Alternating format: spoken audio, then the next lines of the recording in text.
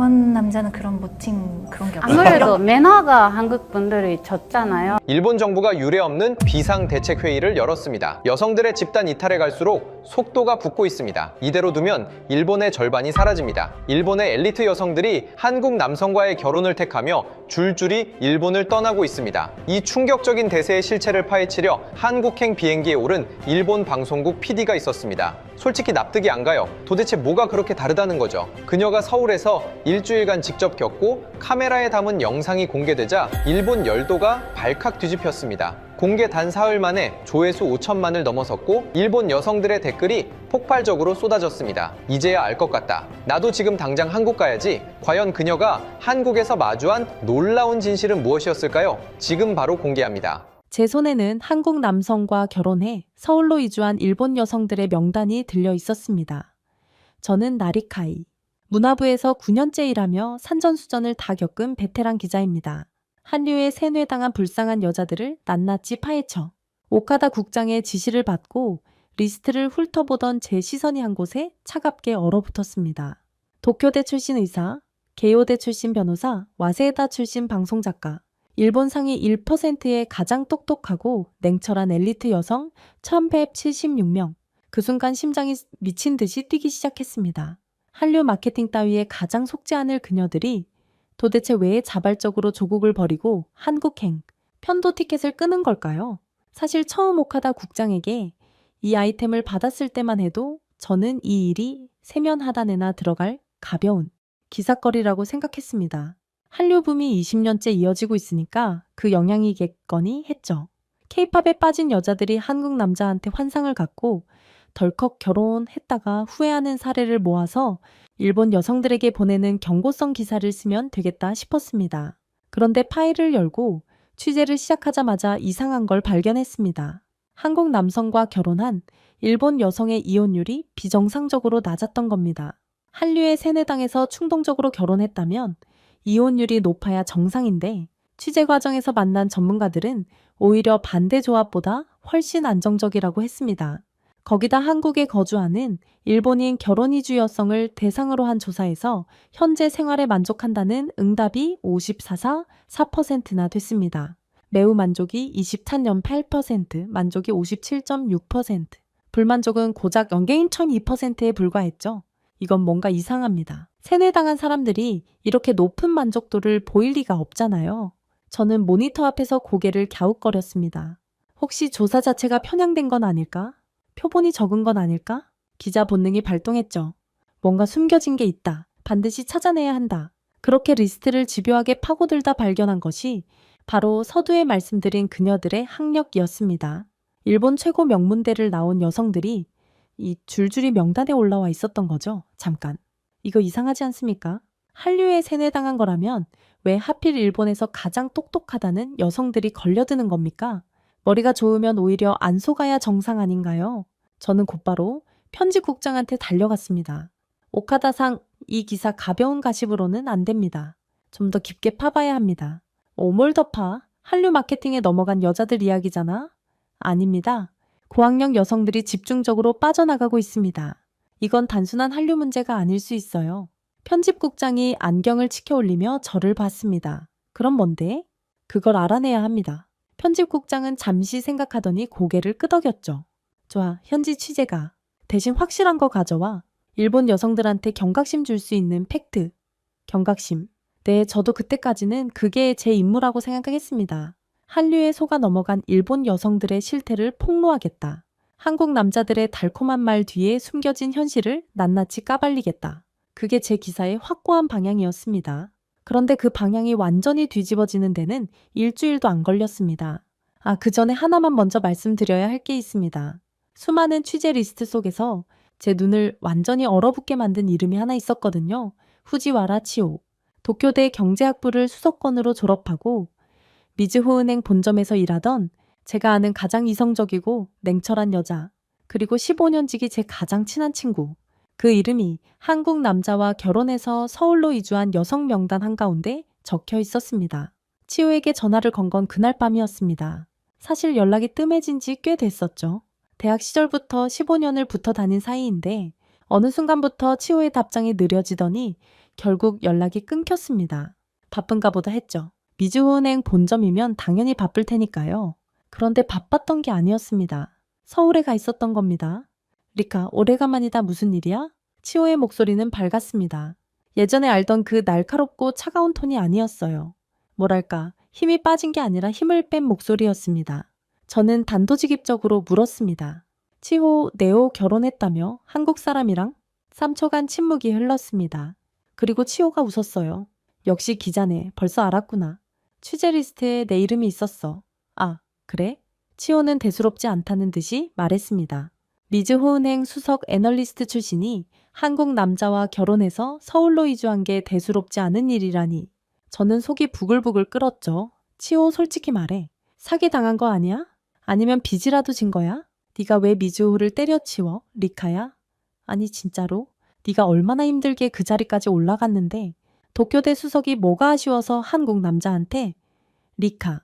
치호가 제 말을 끊었습니다. 목소리가 조용해졌어요. 나 괜찮아? 아니, 괜찮은 정도가 아니야. 행복해. 행복하다. 그 말이 오히려 더 불안하게 만들었습니다. 사기당한 사람들이 처음엔 다 행복하다고 하거든요. 한번 와봐. 서울로. 직접 보면 알게 될 거야. 마침 취재 때문에 갈 예정이야. 그럼 됐네. 오면 연락해. 내가 다 보여줄게. 전화를 끊고 나서 한참을 멍하니 앉아 있었습니다. 취재 리스트의 다른 이름들은 그냥 통계 속 숫자였어요. 하지만 후지와라 치호는 달랐습니다. 같이 시험 공부하고 같이 취업 준비하고 같이 술 마시며 울었던 사람이니까요. 치호를 서울에서 직접 만난 건 제가 인천공항에 도착하고 3일째 되는 날이었습니다. 그 사이에 있었던 일들은 뒤에 말씀드리겠습니다. 먼저 치호 이야기부터 끝내야 하니까요. 약속 장소는 성수동의 작은 카페였습니다. 들어서는 순간 치호를 못 알아볼 뻔했어요. 명품 정장 대신 편한 린넨 셔츠, 풀 메이크업 대신 선크림만 바른 맨 얼굴. 미즈호은행 시절 매일 아침 1시간씩 걸려 완성하던 그 칼 같은 외모가 사라져 있었습니다. 그런데 이상하게 10살은 어려 보였어요. 리카 여기야? 치호가 손을 흔들었습니다. 옆에 남자가 앉아 있었죠. 이 사람이 세하야, 윤세하. 한국인 남편이었습니다. 첫인상은 솔직히 실망스러웠어요. 키는 보통이고 얼굴도 평범하고 옷차림도 수수했습니다. 도쿄에서 치호한테 줄 서던 엘리트 남성들과는 비교가 안 됐죠. 안녕하세요, 나리카이상. 치호한테 정말 많이 들었습니다. 일본어가 꽤 유창했습니다. 악수하는 손이 따뜻하고 두꺼웠어요. 사무직 손이 아니라 뭔가 만지는 사람의 손이었죠. 나중에 알았는데 주말마다 요리를 해서 그렇다더군요. 저는 바로 본론으로 들어갔습니다. 기자니까요. 치호, 왜 미주호를 그만뒀어? 치호가 커피잔을 내려놓았습니다. 그리고 저를 똑바로 봤어요. 리카, 너 입사하고 첫 회식 기억나? 갑자기 무슨 회식 이야기인가 싶었죠. 나베 먹었을 때 말이야. 신입이니까 요리 덜어주는 거 당연히 내가 했잖아. 그때 선배가 뭐라고 했는지 기억해? 기억났습니다. 잊을 수가 없었죠. 치호상, 여자력이 좀 부족하네. 나베 건더기를 덜어주는 타이밍이 늦었다고. 국물을 떠주는 순서가 틀렸다고. 여자력이 부족하다고. 도쿄대 경제학부 수석이 이 회식 자리에서 들은 첫 번째 평가가 그거였습니다. 그날 화장실에서 울었어. 기억나지? 기억났습니다. 제가 화장실까지 따라가서 등을 두드려줬으니까요. 근데 리카야, 그게 끝이 아니었어. 치호의 눈빛이 단단해졌습니다. 미주에서 7년 일했어. 실적은 항상 상위 5%였고 그런데 나한테 맡겨진 역할이 뭐였는지 알아? 회의 전에 차 준비하기. 거래처 접대할 때 옆에 앉아서 술 따르기. 남자 상사들 일정 관리해주기. 도쿄대 수석 나온 여자한테 시킨 일이 그거야. 저는 반박하려다가 멈췄습니다. 왜냐면 저도 알고 있었거든요. 아사히 신문에서도 다르지 않았으니까요. 신입 여기자가 하는 일 중 절반은 취재가 아니라 선배들 커피 사오기, 회식 자리 예약하기, 손님 올 때 차 나오기였습니다. 세아 씨는 달라. 치호가 남편을 봤습니다. 윤세아 씨가 멋쩍게 웃었죠. 이 사람은 나한테 차를 타라고 한 적이 한 번도 없어. 오히려 매일 아침 자기가 커피를 내려서 내 책상에 갖다 놔. 그게 뭐가 대단한 건데? 제 말에 치호가 고개를 저었습니다. 리카, 그게 대단한 거야. 적어도 우리한테는. 세아 씨가 조용히 말을 보탰습니다. 저는 치호가 도쿄대 나온 게 멋있다고 생각했어요. 일본에서는 그게 부담이 됐다는 게 이해가 안 됐죠. 일본 남자들은 나보다 학력 낮은 여자를 원했어. 나보다 연봉 낮은 여자를, 나보다 조용한 여자를. 나는 전부 다 해당이 안 됐지. 치호가 쓰게 웃었습니다. 여기서는 그냥 치호야. 도쿄대 출신 엘리트 은행원이 아니라 그냥 치호. 그게 얼마나 편한지 몰라.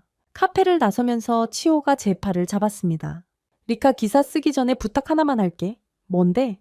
내일 시장 같이 가자. 그리고 모레는 세아 씨 어머니도 만나보고 일주일만 여기서 살아봐. 그러면 네가 왜 이런 선택을 했는지 기사 안 써도 알게 될 거야. 저는 고개를 끄덕였습니다. 물론 속으로는 다른 생각을 하고 있었죠. 좋아, 일주일이면 충분해. 이 행복한 척하는 가면 뒤에 뭐가 있는지 반드시 찾아내겠어. 그런데 그때는 정말 몰랐습니다. 가면을 쓰고 있는 건 치호가 아니라 저였다는 걸. 인천공항에 내린 건 치호를 만나기 3일 전이었습니다. 비행기 안에서 저는 취재 노트를 펼쳐놓고 있었죠. 한국 남성의 문제점, 국제 결혼의 함정, 문화 차이로 인한 갈등. 제가 쓸 기사의 뼈대를 미리 짜두고 있었습니다. 결론은 이미 정해져 있었어요. 한류에 속은 일본 여성들의 후회담을 모아서 경고 기사를 쓴다. 단순하고 명쾌한 구조였죠. 인천공항에 도착한 건 오후 4시쯤이었습니다. 입국 심사를 마치고 수화물을 찾으려는데 문제가 생겼어요. 캐리어 바퀴가 하나 빠져버린 겁니다. 아사히 신문 취재비로 산 싸구려 캐리어의 한계였죠. 한쪽 바퀴가 없으니 끌 수가 없었습니다. 들고 가자니 20kg가 넘고 끌고 가자니 바닥에 긁히는 소리가 공항 전체에 울려 퍼졌습니다. 한참 씨름하고 있는데 갑자기 옆에서 손이 뻗어왔습니다. 들어드릴게요. 20대 후반쯤 되어 보이는 한국 남자였습니다. 정장을 입고 있었는데 출장에서 돌아오는 길인 것 같았죠. 제가 미처 거절하기도 전에 캐리어를 번쩍 들어 올렸습니다. 택시 타실 거예요? 리무진 버스요? 서투른 영어가 아니라 일본어였습니다. 꽤 유창했어요. 아, 택시를 타려고? 그럼 이쪽이에요? 따라오세요. 택시 승강장까지 20kg짜리 캐리어를 들고 걸어가면서 그 남자는 아무런 대가도 요구하지 않았습니다. 명함도 안 줬고 연락처도 안 물었어요. 택시 앞에 캐리어를 내려놓고는 조심히 다니세요. 한마디만 하고 사라졌습니다. 뒤통수를 보면서 저는 생각했죠. 뭐가 목적이지? 일본에서는 공항에서 낯선 사람의 짐을 들어주는 일이 거의 없습니다. 남에게 폐를 끼치는 것도 남의 일에 끼어드는 것도 메이와쿠. 그러니까 민폐라고 생각하는 문화니까요. 도와주면 도와준 쪽도 도움받은 쪽도 부담스러워합니다. 택시를 타고 서울 시내로 들어가면서 창밖을 봤습니다. 한강을 건너는 다리 위에서 본 스카이라인이 인상적이었어요. 솔직히 도쿄와 크게 다르지 않았습니다. 아니, 어떤 부분은 도쿄보다 깔끔해 보이기까지 했죠. 택시기사가 백미러로 저를 보며 말했습니다. 일본에서 오셨어요? 네. 혼자요? 걸장이에요? 취재요. 아, 기자? 대단하네. 한국은 처음이에요. 일본 택시에서 기사가 손님한테 이런 식으로 말을 거는 건 상상할 수 없는 일입니다. 일본 택시는 조용한 게 미덕이거든요. 기사와 승객 사이에 투명한 벽이 있는 것처럼 각자의 영역을 침범하지 않죠. 그런데 이 기사는 달랐습니다. 불쾌하지도 않았어요. 오히려 묘하게 편안했습니다. 저녁은 드셨어요? 아직이면 명동 쪽에 맛있는 데 많아요. 밥을 먹었냐고 물어보는 택시기사. 일본에서는 절대 없는 일이었죠. 호텔에 체크인하고 짐을 풀었습니다. 명동의 비즈니스 호텔이었는데 방은 좁지만 깨끗했어요. 침대에 앉아서 취재 노트를 다시 펼쳤습니다. 첫 페이지에 적어둔 기사 방향을 읽어봤죠. 한류 세뇌의 실태, 국제결혼의 함정, 일본 여성들에게 보내는 경고. 그런데 이상하게 펜이 움직이지 않았습니다. 공항에서 캐리어를 들어준 남자의 뒷모습이 자꾸 떠올랐거든요. 아니야? 공항이니까 그런 거야. 외국인한테 잘 보이려는 거겠지? 저는 스스로를 다독이며 노트를 덮었습니다. 다음날 아침 혼자 호텔 근처를 돌아다녔습니다. 명동이라는 곳이었는데 일본인 관광객이 정말 많았어요. 가게 점원들이 일본어로 응대하는 건 장사니까 이해가 됐습니다. 그런데 이상한 일이 계속 일어났죠. 지도를 보면서 헤매고 있으니까 지나가던 여성이 멈춰서서 어디 찾으세요? 하고 물었습니다. 식당에서 메뉴를 못 읽고 있으니까 옆 테이블 손님이 이거 맛있어요? 이거 드셔보세요. 하며 통역을 해줬습니다. 편의점에서 계산하는데 뒤에 줄 서 있던 할아버지가 일본에서 왔어. 한국은 처음이야. 하며 말을 걸었습니다. 하루에 이런 일이 4번이나 일어났습니다. 일본에서는 모르는 사람한테 말을 거는 것 자체가 실례입니다. 메이와쿠, 민폐, 상대방의 영역을 침범하는 행위죠. 그래서 일본 거리는 조용합니다. 모두가 자기만의 투명한 상자 안에 들어가 있으니까요. 그런데 한국은 그 상자가 없었습니다. 사람들이 툭툭 말을 걸고 도움을 주고 관심을 보이는 게 너무나 자연스러웠어요. 관광지니까 그런 거야. 진짜 한국은 다를 거야. 저는 계속 그렇게 중얼거렸습니다. 하지만 이미 취재 노트 첫 페이지의 기사 방향이 조금씩 흐릿해지고 있다는 걸 스스로도 느끼고 있었죠. 그날 밤 호텔에서 치호에게 메시지를 보냈습니다. 서울 도착했어. 내일 모레 시간 있어? 답장이 바로 왔습니다. 그래, 세아 씨도 같이 올 거야. 그리고 리카, 하나만 부탁할게. 뭔데? 기자 말고 친구로 와줘. 읽고 나서 한참을 핸드폰을 들여다봤습니다. 기자 말고 친구로. 그 말이 묘하게 가슴에 걸렸어요. 왜냐면 솔직히 말하면 저는 치호를 취재하러 가는 거였거든요. 15년 지기 친구를 기사의 소재로 쓰려고 한다는 사실이 갑자기 불편하게 느껴졌습니다. 하지만 그 불편함을 무시했습니다. 기자니까요. 이틀 뒤 성수동에서 치호를 만났고 그 이야기는 앞에서 말씀드린 대로입니다. 치호의 변한 모습, 여자력 발언, 미즈후에서의 7년, 그리고 치호가 던진 제안, 일주일만 여기서 살아봐. 저는 그 제안을 받아들였습니다. 물론 가면 뒤에 진실을 파헤치겠다는 목적으로요. 그런데 가면을 벗겨야 할 대상이 치호가 아니라 저 자신이었다는 건 아직 그때의 저는 알지 못했습니다. 치호가 다음날 아침 데려간 곳은 동네 시장이었습니다. 성수동 골목시장은 아침 8시부터 활기가 넘쳤습니다. 도쿄의 슈퍼마켓과는 완전히 다른 세계였어요. 좁은 골목 양쪽으로 야채, 과일, 생선, 반찬 가게들이 빼곡하게 늘어서 있고 상인들의 목소리가 사방에서 울려 퍼졌습니다. 그리고 그 한가운데를 치호가 자연스럽게 걸어가고 있었죠. 지호야 왔네? 야채 가게 아주머니가 먼저 알아보고 반갑게 인사했습니다. 안녕하세요 아주머니. 오늘 뭐가 좋아요? 오늘 깨씹이 좋아. 세아씨 깨씹 좋아하잖아. 이거 가져가. 치호가 능숙하게 한국어로 대화하는 모습에 저는 입이 벌어졌습니다. 1년 전까지만 해도 한국어를 한마디도 못하던 친구가 시장 아주머니랑 깨씹 이야기를 하고 있다니. 이 친구는 일본에서 온 제 가장 친한 친구예요. 어머, 일본에서? 멀리서 왔네. 이거 먹어봐. 아주머니가 갑자기 귤을 3개나 제 손에 쥐어줬습니다. 아, 아니에요. 괜찮아요? 괜찮긴 뭐가 괜찮아. 먹어. 맛있어. 거절할 틈이 없었습니다. 귤을 받아들고 멍하니 서 있는 저를 치호가 웃으며 끌고 갔죠. 다음은 반찬 가게였습니다. 50대쯤 되어 보이는 사장님이 치호를 보자마자 냉장고에서 뭔가를 꺼냈어요. 치호야, 이거 어제 만든 장조림이야. 세아씨 좋아하지? 아, 사장님, 매번 이러시면 안 돼요. 안 되긴 뭐가 안 돼. 정으로 주는 건데. 정. 그 단어를 처음 들은 건 그때였습니다. 돈으로 따지면 안 돼. 정기야, 정. 사장님이 장조림을 봉지에 담아 치호한테 건네면서 한 말이었죠. 저는 옆에서 가만히 지켜봤습니다. 일본에서는 상상할 수 없는 광경이었어요. 가게에서 물건을 공짜로 주는 것도, 그걸 당연하다는 듯이 받는 것도요.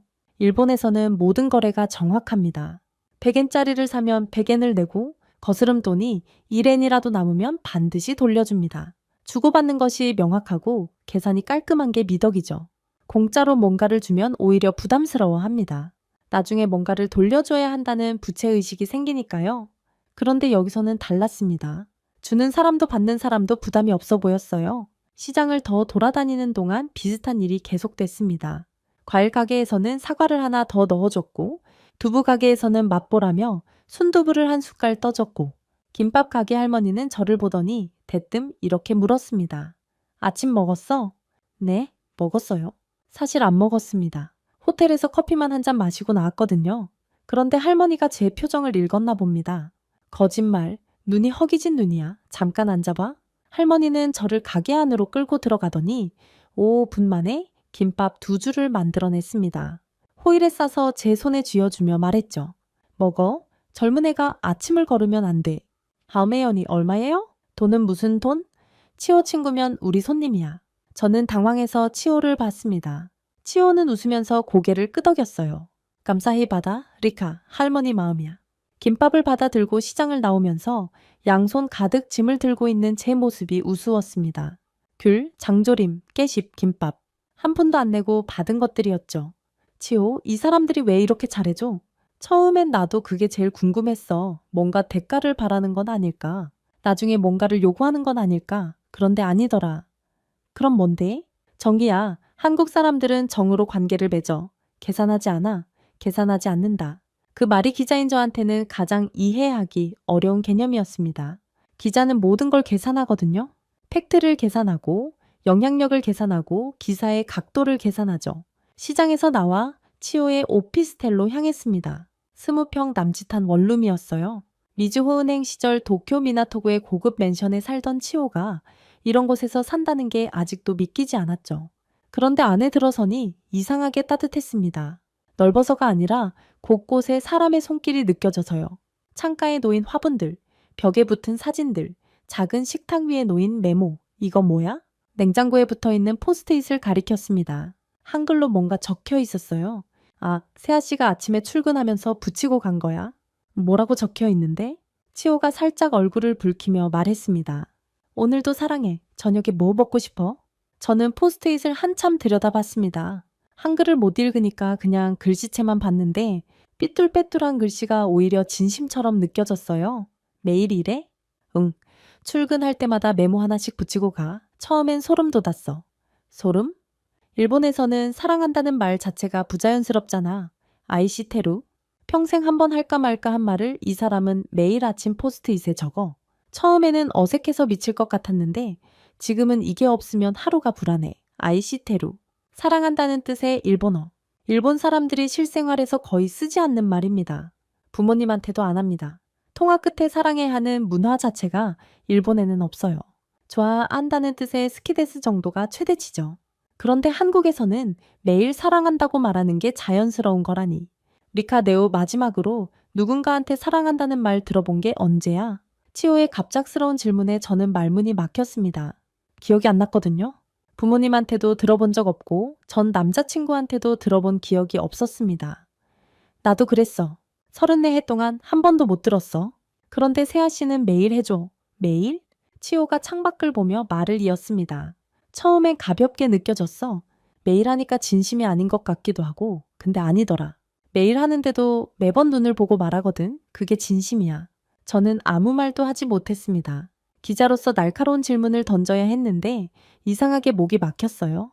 치오가 커피를 내려주면서 말했습니다. 미즈호 시절에는 늘 편의점 커피를 마시던 치오가 직접 원두를 갈아서 내려주는 모습이 낯설었죠. 그러니까 니언 행복해? 갑작스러운 질문이었습니다. 글쎄, 일도 잘 되고 있고 건강하고 그게 아니라 진짜 행복하냐고? 저는 대답할 수 없었습니다. 마지막으로 행복하다고 느낀 게 언제인지 기억이 나지 않았으니까요.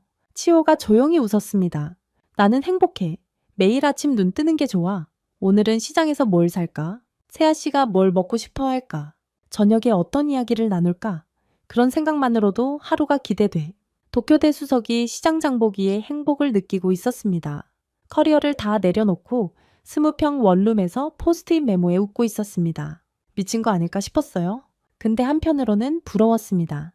저는 아사히 신문 9년차 기자인데 아침에 눈 뜨는 게 기대된 적이 한 번도 없었거든요. 치오의 핸드폰이 울렸습니다. 응? 세아 씨. 응, 친구랑 같이 있어. 괜찮아. 그럼 저녁에 봐. 나도 사랑해. 전화를 끊고 돌아온 치오의 볼이 발그레했습니다. 나도 사랑해. 일본어가 아니라 한국어로 말한 그 세 글자가 이상하게 제 귀에 박혔습니다. 치오가 34살 인생에서 한 번도 하지 못했던 말을 이제는 전화 끊기 전에 자연스럽게 하고 있었습니다. 내일 세아 씨 어머니 집에 갈 건데 같이 갈래? 한국 시댁이 어떤 곳인지 직접 보면 좋을 것 같아서. 시댁? 일본에서 시댁은 전쟁터입니다. 며느리가 가장 긴장하는 장소이고 가장 완벽해야 하는 공간이죠. 한국도 비슷하지 않을까 생각했습니다. 오히려 한국이 더 심할 수도 있겠다 싶었어요.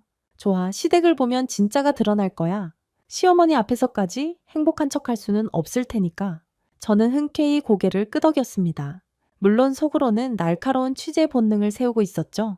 그런데 다음 날 시어머니의 첫마디를 듣는 순간 제 예상은 완전히 빗나갔습니다. 어머, 이게 누구야? 치오 친구, 어서 와, 어서 와. 밥은 먹었어? 현관문을 여는 순간 쏟아진 말이었습니다. 윤세아 씨의 어머니는 60대 초반쯤 되어 보이는 분이었어요. 앞치마를 두르고 계셨는데 손에 국자를 든 채로 달려 나오셨죠. 저를 보자마자 두 손을 꼭 잡으셨습니다. 아이고, 일본에서 왔다며? 멀리서 왔는데 피곤하지. 들어와, 빨리 들어와. 일본에서 시어머니 집에 가면 현관에서 인사부터 합니다. 고개를 90도로 숙이고 정중하게 자기소개를 하죠. 시어머니는 약간 거리를 두고 며느리를 평가하듯 바라봅니다. 긴장감이 도는 게 당연한 상황이에요. 그런데 이 집은 달랐습니다. 인사를 하려고 고개를 숙이는데 어머니가 제 등을 토닥토닥 두드리셨어요. 인사는 됐고 빨리 와서 앉아. 국이 식겠다. 거실에 들어서니 식탁에 음식이 가득 차려져 있었습니다. 된장찌개, 불고기, 잡채, 나물, 김치. 반찬만 10가지가 넘었어요. 그리고 그 음식을 나르고 있는 사람이 시아버지였습니다. 윤세아 씨의 아버지는 앞치마를 두르고 부엌과 식탁을 오가고 있었어요. 된장찌개를 끓인 것도 아버지였고 상을 차린 것도 아버지였습니다. 아버님도 요리를 하세요. 저도 모르게 질문이 나왔습니다. 일본에서는 60대 남성이 앞치마를 두르고 요리하는 모습을 볼 일이 거의 없거든요. 아버지가 웃으면서 대답하셨습니다. 당연하지. 마누라가 일할 때 내가 안 하면 누가 해. 우리 집은 원래 이래. 당연하지. 그 말이 귀에 꽂혔습니다. 당연하다는 듯이 말씀하셨거든요. 나중에 알게 된 건데 OECD 통계에 따르면 일본 남성의 하루 무급 가산 노동 시간은 40일뿐입니다. 선진국 중에서 거의 꼴찌 수준이에요. 일본 여성은 남성보다 하루에 3시간 이상 더 집안일을 합니다. 맞벌이를 해도요. 퇴근하고 나서 시작되는 제2의 근무라는 표현이 있을 정도죠. 그런데 이 집에서는 남편이 된장찌개를 끓이고 아내가 앉아서 기다리는 게 자연스러웠습니다. 우리 아들도 어릴 때부터 가르쳤어. 남자도 요리하고 청소할 줄 알아야 한다고 어머니가 자랑스럽게 말씀하셨습니다. 그리고 치호를 보며 덧붙였죠. 우리 치호가 요즘 일본어 강의 시작했다며? 잘 되고 있어? 네, 어머니. 수강생이 좀 늘었어요. 잘 됐다. 며느리가 자기 일하는 게 당연하지. 집에만 있으면 답답하잖아? 며느리가 자기 일하는 게 당연하다. 일본에서 시어머니가 이런 말을 하는 경우는 극히 드뭅니다. 오히려 반대죠. 며느리가 일하면 집안일을 소홀히 한다고 남편을 잘 못 챙긴다고 시댁에 소홀하다고 핀잔을 듣는 경우가 훨씬 많아요. 식사가 시작됐습니다. 어머니가 제 앞에 반찬을 계속 올려주셨어요. 이거 먹어봐. 이건 치호가 좋아하는 거야. 아, 이것도 먹어봐. 일본 사람은 이거 잘 모르지? 세아 씨가 중간중간 저한테 반찬 설명을 해줬습니다. 옆에서 치호가 자연스럽게 통역을 보태고요. 가족 모두가 제가 불편하지 않도록 신경 쓰고 있다는 게 느껴졌습니다. 세아 씨의 여동생도 와 있었는데 치호한테 스스럼 없이 말했습니다. 오바, 치호 언니 일본어 강의 영상 봤는데 진짜 잘하더라. 나도 수강 신청할까? 그래, 해봐. 치호가 잘 가르치거든. 오빠와 여동생이 며느리의 일을 자연스럽게 응원하는 모습이었습니다. 일본에서 시누이가 형수의 일을 칭찬하는 장면은 드라마에서도 보기 힘든데 말이죠. 식사를 마칠 때쯤 아버지가 말씀하셨습니다. 치호가 우리 세아를 행복하게 해주니까 나도 행복해. 처음에 일본 사람이라고 해서 솔직히 걱정했는데 기우였어. 단순하지만 진심이 느껴지는 말씀이었습니다. 돌아갈 때 어머니가 김치를 한 통 싸주셨습니다. 크기가 장난이 아니었어요. 호텔에서 밥 먹을 때 같이 먹어. 김치 없으면 밥이 안 넘어가지. 어머니 너무 많아요. 많긴 뭐가 많아. 치호 친구잖아. 우리 가족이나 마찬가지야. 가족이나 마찬가지. 처음 만난 사람한테 가족이라는 말을 쓰는 문화. 일본에서는 10년을 알아도 일정한 거리를 유지하는 게 예의인데 여기서는 한번 연결되면 바로 가족이 되는 것 같았습니다. 집을 나와 걸으면서 치호가 말했습니다. 어때? 솔직히 충격적이야. 뭐가? 다혜 시아버지가 요리하는 것도 시어머니가 내 일을 응원하는 것도 시누이가 내 수업을 칭찬하는 것도 일본에서는 시댁에 가면 완벽한 며느리 연기를 해야 하잖아. 차 나오고 설거지하고 시어머니 눈치 보고. 나도 처음엔 그게 제일 무서웠어. 한국 시댁이 더 심하다는 얘기도 들었고. 그런데 여기 와보니까 달랐어. 완벽한 며느리가 아니어도 괜찮더라. 실수해도 되고 못해도 돼. 그냥 치호로 받아들여 주니까. 그냥 치호로. 도쿄에서는 미즈호은행의 후지와라. 도쿄대 졸업생 후지와라. 후지와라 가문의 딸이었던 치호가 여기서는 그냥 치호였습니다. 호텔로 돌아오는 택시 안에서 저는 김치통을 무릎 위에 올려놓고 멍하니 창밖을 봤습니다. 서울의 야경이 빠르게 지나가고 있었어요. 취재 노트를 꺼냈습니다. 첫 페이지에 적어둔 기사 방향이 보였죠. 한류 세뇌의 실태, 국제 결혼의 함정. 펜을 들었다가 다시 내려놓았습니다. 그 밑에 새로운 메모를 적었어요. 정. 계산하지 않는 마음. 가면을 쓰지 않아도 되는 관계. 그리고 한 줄 더. 나는 왜 행복하지 않은가. 그날 밤 침대에 누워서 천장을 올려다보며 생각했습니다. 제가 찾으러 온 불편한 진실 대신 불편한 질문만 계속 쌓이고 있었으니까요. 하지만 아직 포기할 수 없었습니다. 치호의 행복은 인정하더라도 이건 한 명의 사례일 뿐이잖아요. 다른 일본 여성들은 어떨까? 치호가 특별한 행운을 잡은 거 아닐까? 확인하려면 더 많은 사람을 만나봐야 했습니다. 치호한테 부탁해서 서울에 사는 다른 일본인 기혼 여성들을 소개받기로 했죠. 다음 날부터 본격적인 인터뷰가 시작됐습니다. 그리고 그 인터뷰들이 저를 완전히 무너뜨렸습니다. 치호가 소개해준 여성은 5명이었습니다. 전부 일본에서 한국 남성과 결혼해 서울이나 경기도에 정착한 사람들이었죠. 저는 기자 본능을 총동원해서 인터뷰에 임했습니다. 반드시 균열을 찾아내겠다는 각오로요. 첫 번째는 아오이 씨, 31살. 도쿄의 대형 광고 대행사에서 일하다가 한국인 남편과 결혼해 서울로 온 지 2년째였습니다. 강남의 카페에서 만났는데 첫 마디부터 예상 밖이었어요. 나리카이상 한국 남자의 가장 큰 차이점이 뭔지 아세요? 연락이에요. 연락이요? 일본에서 남자친구랑 사귈 때 일주일 동안 연락 한 번 없는 게 정상이었어요. 용건이 있을 때만 연락하는 거죠. 그게 서로의 프라이버시를 존중하는 거라고 배웠으니까. 아오이 씨가 웃었습니다. 근데 한국 남편은 점심시간마다 전화해요. 뭐 먹었어? 오늘 어때? 저녁에 뭐 하고 싶어? 처음엔 감시당하는 줄 알았어요. 솔직히 질식할 것 같았죠. 지금은요? 지금은 그게 없으면 불안해요. 아, 오늘은 왜 전화 안 하지? 하고요. 아오이 씨가 뜨거운 아메리카노를 한 모금 마시며 말했습니다. 목소리가 듣고 싶어서 전화하는 거래요. 일본에서는 한 번도 들어본 적 없는 이유였어요. 두 번째는 마오 씨, 35살. 오사카에서 간호사로 일하다가 3년 전에 한국으로 왔습니다. 제가 한국에서 처음 감동받은 게 뭔지 아세요? 식당 문이에요. 문이요? 남편이 식당 갈 때마다 문을 잡아줘요. 제가 먼저 들어가게. 일본에서는 한 번도 경험해 본 적 없었어요. 한국 여성분들한테는 그게 당연한 거라면서요. 당연한 것. 한국 사람들한테는 너무 사소해서 의식도 못하는 행동이 일본 여성한테는 감동이 되는 거였습니다. 세 번째, 세씨, 29살. 나고야의 IT 기업을 그만두고 서울에 온 지 1년 반이었습니다. 이 인터뷰가 저를 가장 크게 흔들었어요. 남편이 매일 사랑한다고 해요. 세씨가 말하는데 갑자기 목소리가 떨리기 시작했습니다. 일본에서는 아이시테루라는 말 자체가 부자연스럽잖아요. 부모님도 안 하고 연인 사이에서도 거의 안 하고 스키데스 좋아한다는 말 정도가 최대치인데 세씨의 눈에 물기가 맺혔습니다. 한국 남편은 매일 아침 출근하면서 사랑해. 저녁에 집에 오면서 사랑해. 자기 전에 사랑해. 처음엔 가볍다고 생각했어요. 매일 하니까 진심이 아닌 것 같기도 하고. 그런데요? 근데 어느 날 깨달았어요. 이 사람은 매번 제 눈을 보고 말한다는 걸. 습관이 아니라 진심이라는 걸. 세씨가 결국 울었습니다. 저는 녹음기를 들고 가만히 앉아 있었어요. 기자로서 질문을 이어가야 하는데 목이 막혀서 아무 말도 못했습니다. 나리카이상, 저는 29해 동안 한 번도 사랑한다는 말을 들어본 적이 없었어요. 부모님한테도요. 그게 당연한 줄 알았어요. 사랑은 말로 하는 게 아니라 태도로 보여주는 거라고 배웠으니까. 세씨가 눈물을 닦으며 말했습니다. 근데 말로 들으니까 달라요. 정말 달라요. 네 번째, 유카리 씨, 38살. 교토대학 연구원 출신으로 남편보다 3살 연상이었습니다. 일본에서 저는 크리스마스 케이크였어요. 크리스마스 케이크요? 25일이 지나면 가치가 떨어진다는 거죠.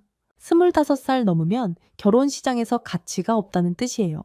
30대 중반의 대학원까지 나온 여자는 아예 대상에서 빠지는 거죠. 유카리 씨가 담담하게 말했습니다. 한국 남편한테 처음 나이 얘기했을 때 이 사람이 뭐라고 맺었는지 아세요? 인생 경험이 많아서 좋다고, 연상이라 편하다고. 일본에서는 그런 반응을 받아본 적이 없으신 거죠? 한 번도요. 5번째 인터뷰가 가장 극적이었습니다. 리나 씨 33살. 도쿄 증권사 출신이었고 남편 백동염 씨와 함께 나와줬습니다. 리나 씨가 들려준 이야기는 이랬습니다. 결혼 전 리나 씨가 야근 때문에 약속에 못 간 날이 있었대요. 연락도 제대로 못했고요. 약속 장소는 서울의 한 지하철역 앞이었는데 그날 기온이 영하 7도였습니다. 다음날 아침에 미안하다고 전화했더니 괜찮다고 하더라고요. 근데 나중에 친구한테 들었어요. 이 사람이 그 역 앞에서 7시간을 기다렸다는 거예요. 7시간이요? 영하 7대서요? 저는 백동겸 씨를 봤습니다. 그가 멋쩍게 웃으며 말했어요. 전화하면 리나가 미안해할까 봐요. 혹시 오나 싶어서 기다린 건데 별거 아니에요. 별거 아니라고 했지만 리나 씨의 눈에는 또 눈물이 고이고 있었습니다. 5명의 인터뷰를 마치고 호텔로 돌아오는 택시 안에서 저는 녹음기를 끄고 혼자 울었습니다. 왜 울었냐고요? 5명의 여성이 공통적으로 한 말 때문이었습니다. 여자라서 죄송합니다를 말하지 않아도 되는 나라. 일본에서 여성으로 산다는 건 끊임없이 사과하는 삶이었습니다. 회의에서 의견을 내면 여자가 너무 나서면 안 된다. 야근하면 여자가 그렇게까지 할 필요 없다. 결혼 안 하면 여자가 왜 결혼을 안 하냐. 결혼하면 여자가 왜 일을 계속하냐. 뭘 해도 여자라서 미안해야 하는 사회. 세계경제포럼이 발표한 성별 격차 지수에서 일본은 148개국 중 118위입니다. G7은 꼴찌예요. 일본 여성의 무급 가사노동 가치가 111조엔이라는 통계도 있고요. 이 숫자들이 뜻하는 건 간단합니다. 일본은 여성에게 침묵과 희생을 요구하는 사회라는 거예요. 그리고 5명의 여성은 그 사회에서 탈출한 사람들이었습니다. 택시에서 내려 호텔 로비를 지나면서 저는 취재 노트를 꺼냈습니다. 첫 페이지의 기사 방향은 이미 2줄로 그어져 있었어요. 한류 세뇌의 실태. 이 줄은 더 이상 유효하지 않았습니다. 대신 새로운 제목이 떠올랐습니다. 하지만 그걸 기사로 쓸 수 있을까? 아사히 신문이 그런 기사를 실어줄까? 오카다 편집국장이 허락할까? 그 고민을 안고 방에 들어갔는데 핸드폰에 메시지가 와 있었습니다. 오카다 편집국장이었죠. 나리카이, 기사 방향 정했어. 언제 송고할 수 있어? 저는 핸드폰을 내려놓고 한참을 천장만 바라봤습니다. 기사를 써야 합니다. 하지만 어떤 기사를 쓸 것인가? 편집국장이 원하는 기사를 쓸 것인가? 제가 본 진실을 쓸 것인가? 그리고 그보다 더 근본적인 질문이 있었습니다. 이 여성들의 이야기를 취재하면서 계속 떠오르는 질문.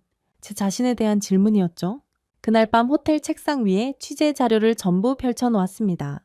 녹음 파일 5개, 인터뷰 메모 47페이지, 통계 자료 프린트물, 시장에서 받은 영수증들, 그리고 시어머니가 싸주신 김치통. 자료를 정리하면서 숫자들을 다시 들여다봤습니다. 세계경제포럼 성별 격차 지수, 일본 118위, G7 꼴찌. 일본 여성의 무급 노동, 가치 111조엔. 일본 남성의 하루 가사 노동 시간 41분. 한국 거주 일본인 결혼 이주 여성의 생활 만족도 64.4%. 숫자는 명확했습니다. 기사를 쓰기에 충분한 팩트였어요. 하지만 숫자가 설명하지 못하는 게 있었습니다. 새씨가 사랑한다는 말을 들으며 흘린 눈물, 시장 할머니가 김밥을 말아주던 손, 시아버지가 앞치마를 두르고 된장찌개를 끓이던 뒷모습, 영아칠 돼서 7시간을 기다린 남자의 멋쩍은 웃음. 이런 것들은 통계에 나오지 않습니다. 취재 노트 마지막 페이지에 치호가 했던 말이 적혀 있었습니다. 리카, 넌 행복해? 그 질문이 자꾸 머릿속을 맴돌았어요. 그리고 그 질문 아래로 제 기억이 줄줄이 풀려 나왔습니다. 아사히 신문에 입사한 건 26살 때였습니다. 문화부 배치를 받고 처음 출근한 날, 선배가 제일 먼저 알려준 건 기사 쓰는 법이 아니었어요. 나리카이, 부장님 커피는 블랙이야. 차장님은 카페라테. 아침 9시까지 갖다 놓으면 돼. 커피 주문을 외웠습니다. 회의 전에 차를 준비하고 회식 자리를 예약하고 거래처가 오면 접수 데스크에서 맞이하는 게 신입 여기자의 일이었어요. 처음엔 이 일을 제기하지 않았습니다. 신입이니까 당연한 거라고 생각했죠. 하지만 1년이 지나고 2년이 지나도 커피 담당은 바뀌지 않았어요. 남자 후배가 들어와도 커피를 시키는 건 저였습니다. 3년차 때 용기를 내서 부장한테 말했어요. 저도 현장 취재를 나가고 싶습니다. 부장이 웃으면서 대답했죠. 나리카이, 여자 기자가 너무 나서면 소스가 불편해. 뒷받침을 잘해야 좋은 기자가 되는 거야. 뒷받침. 나베 회식에서 건더기를 덜어주는 것도 뒷받침. 부장님 커피를 갖다 놓는 것도 뒷받침. 목소리를 낮추는 것도 뒷받침. 일본 사회에서 여자에게 요구하는 건 항상 뒷받침이었습니다. 그 기억이 떠오르자 갑자기 가슴이 답답해졌어요. 인터뷰했던 5명의 얼굴이 겹쳐 보였습니다. 그 여자들도 저와 같은 사회에서 같은 답답함을 느꼈겠구나. 그래서 떠난 거구나. 그런데 나는 왜 아직 거기 있는 거지? 그 질문을 안고 잠들었고 다음날 아침 오카다 편집국장에게 전화했습니다. 오카다상, 기사 방향을 바꿔야 합니다. 전화 너머로 3초간 침묵이 흘렀습니다. 현장에서 확인한 결과 한류 세뇌 프레임은 사실과 맞지 않습니다. 고학력 여성들이 한국을 선택하는 건 한류 때문이 아니라 일본 사회의 구조적 문제 때문입니다. 나리카이, 지금 무슨 소리를 하는 거야? 일본 여성들이 도망치는 겁니다. 일본에서. 편집국장의 목소리가 차가워졌습니다. 네요, 지금 한국 홍보 기사를 쓰겠다는 거야? 아사히가 그런 기사를 실을 것 같아. 팩트를 쓰겠다는 겁니다. 성별 격차 지수 118위, 여성 무급 노동 111조엔. 이 숫자를 외면하고 한류 세뇌 기사를 쓰면 그건 저널리즘이 아닙니다. 그 기사 쓰면 너 여기서 끝이야. 알아? 알고 있습니다. 그래도 쓸 거야? 네. 전화를 끊고 나서 손이 떨렸습니다. 9년차 기자의 커리어를 걸었으니까요. 하지만 이상하게 후회는 없었어요. 오히려 해방감이 밀려왔습니다. 처음으로 뒷받침이 아니라 제 목소리를 낸 기분이었거든요. 기사를 쓰기 시작했습니다. 제목은 이랬습니다. 결혼 난민 여성들의 탈출구. 한류에 속은 여자들이 아니라 일본 사회에서 탈출한 여자들의 이야기. 편집국장이 원하는 기사와는 정반대의 방향이었죠.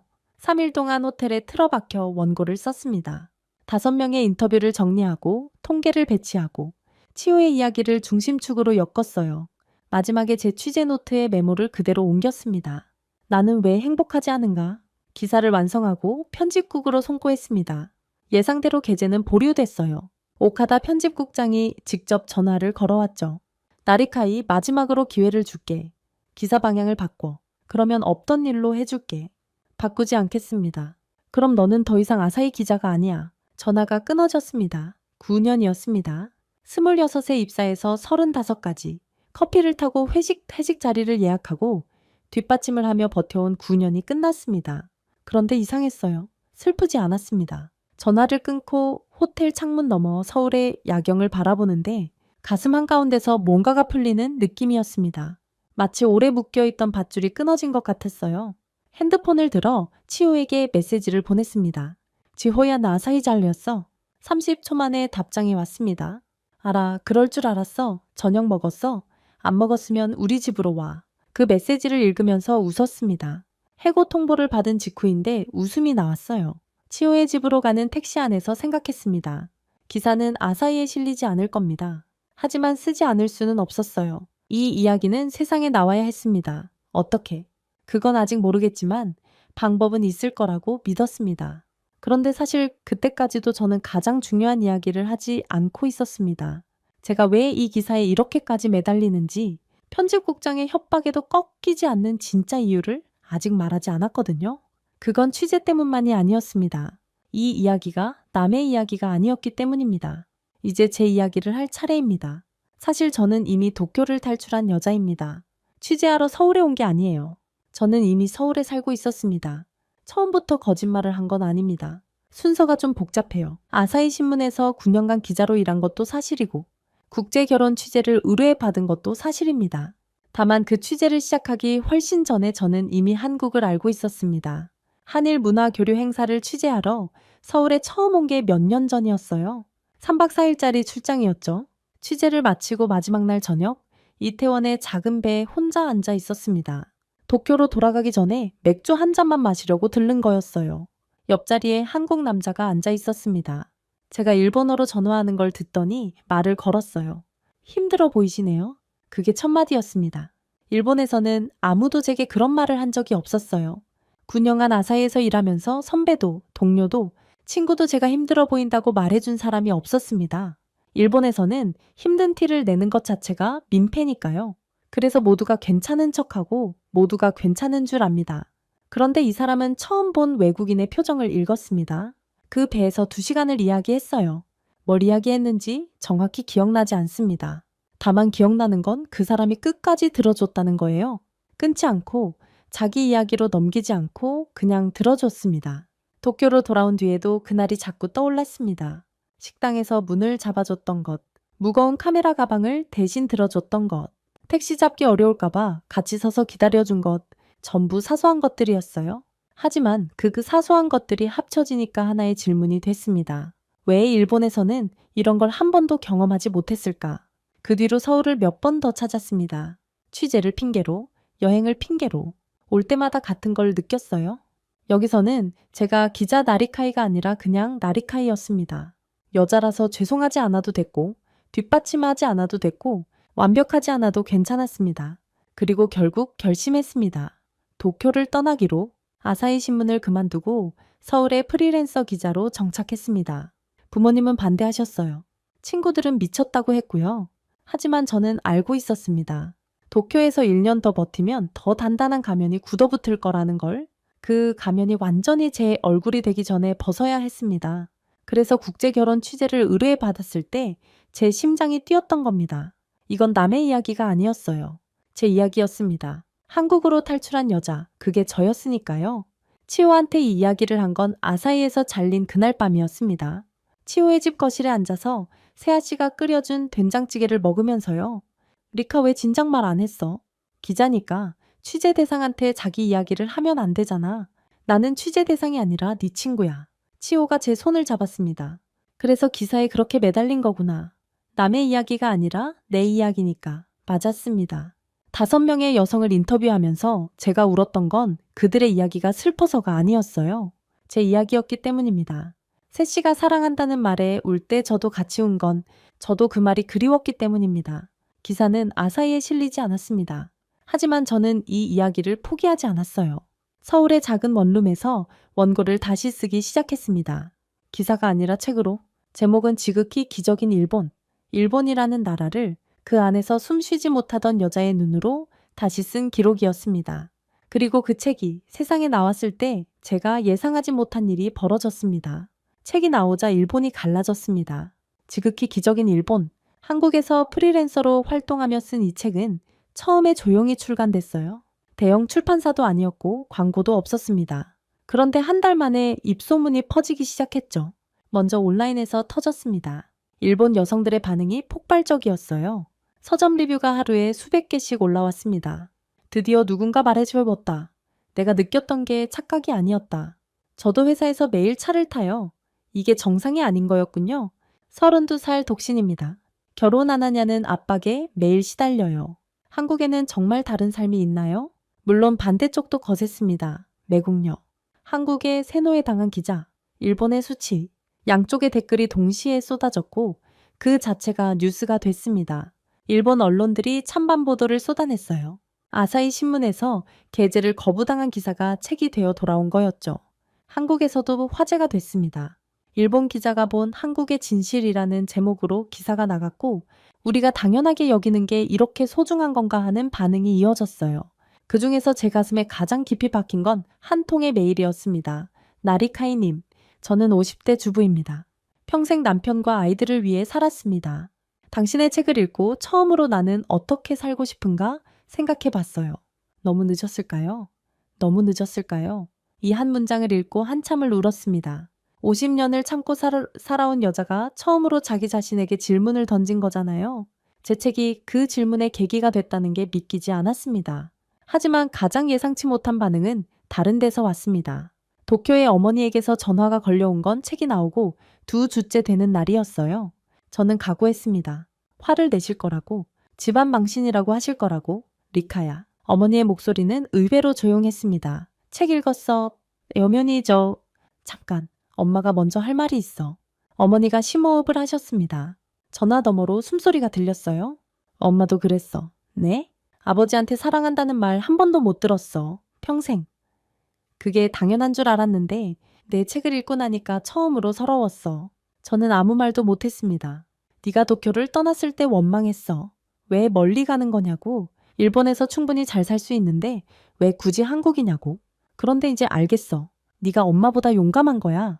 어머니의 목소리가 떨렸습니다. 엄마는 참았어. 평생 참았어. 여자니까 당연히 참아야 한다고 생각했어.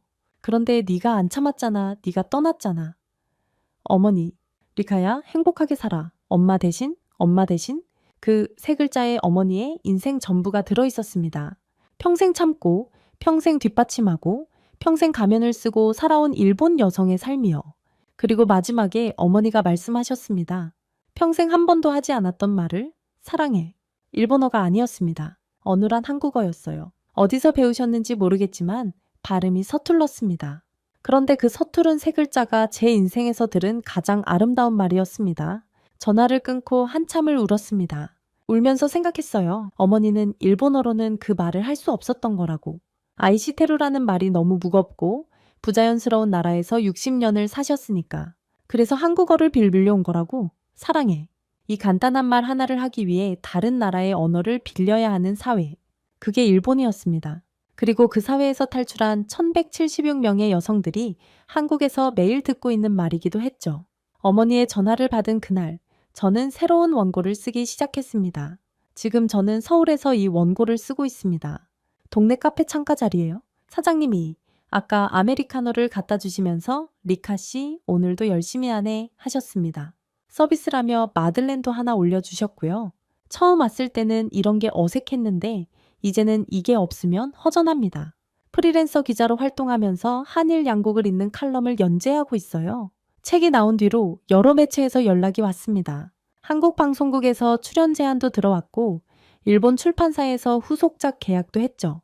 아사히에서 잘렸을 때는 모든 게 끝난 줄 알았는데 오히려 문이 더 많이 열렸습니다. 치오는 판교에서 일본어 강의를 하고 있어요. 수강생이 200명을 넘었다고 자랑하더군요. 세아 씨와 아이도 계획하고 있대요. 시어머니가 벌써부터 이불을 만들고 계신다면서 웃었습니다. 가끔 성수동 시장에 갑니다. 김밥 할머니가 저를 보면 아직도 밥 먹었어? 하고 물으세요. 반찬 가게 사장님은 여전히 장조림을 봉지에 담아주시고요. 제가 사장님, 매번 이러시면 안 돼요. 하면 돌아오는 대답은 항상 같습니다. 많긴 뭐가 많아, 정기야 정? 한국 생활이 완벽하냐고 물으시면 아니라고 대답하겠습니다. 언어는 아직도 어렵고 문화 차이에 당황할 때도 있어요. 명절의 시댁에서 며느리가 일하는 문화가 한국에도 분명히 존재한다는 것도 알고 있습니다. 빠른 변화의 속도에 피곤할 때도 있고 도쿄의 조용하고 정돈된 거리가 그리울 때도 있어요. 하지만 결정적으로 다른 게 하나 있습니다. 여기서는 힘들 때 왜 참았어 하고 물어줍니다. 일본에서는 왜 안 참아 했거든요. 이 차이가 전부예요. 이 하나의 차이가 1176명의 여성을 움직인 겁니다. 가끔 도쿄의 부모님과 통화합니다. 아버지는 아직 말수가 적으세요. 하지만 어머니는 달라지셨어요.